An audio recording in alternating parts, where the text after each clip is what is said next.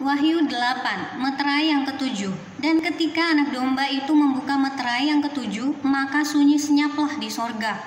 Kira-kira setengah jam lamanya. Lalu aku melihat ketujuh malaikat yang berdiri di hadapan Allah, dan kepada mereka diberikan 7 sangkakala.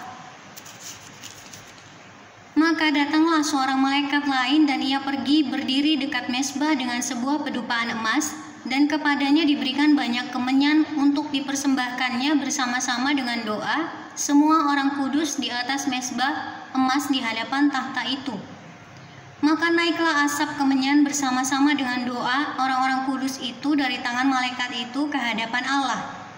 Lalu malaikat itu mengambil pedupaan itu, mengisinya dengan api dari mezbah dan melemparkannya ke bumi. Maka meledaklah bunyi guruh disertai halilintar dan gempa bumi.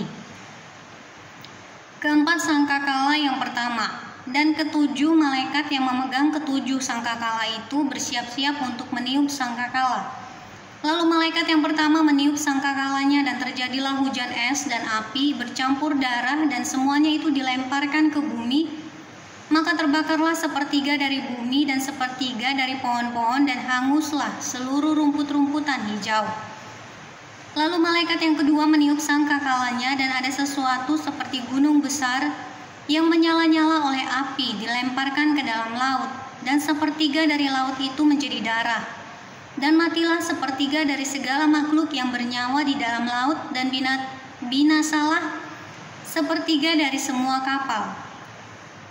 Lalu malaikat yang ketiga meniup sangkakalanya, dan jatuhlah dari langit sebuah bintang besar, menyala-nyala seperti obor. Dan ia menimpa sepertiga dari sungai-sungai dan mata-mata air. Nama bintang itu ialah Absintus, dan sepertiga dari semua air menjadi Absintus. Dan banyak orang mati karena air itu, sebab sudah menjadi pahit.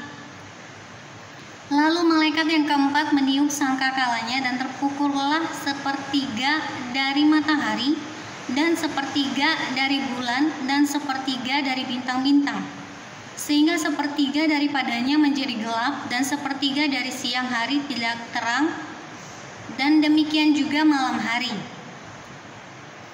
Lalu aku melihat, aku mendengar seekor burung nasar terbang di tengah langit, dan berkata dengan suara nyaring, "Celaka, celaka, celakalah mereka yang diam di atas bumi, oleh karena bunyi sangkakala ketiga malaikat lain, yang masih akan meniup sangkakalanya."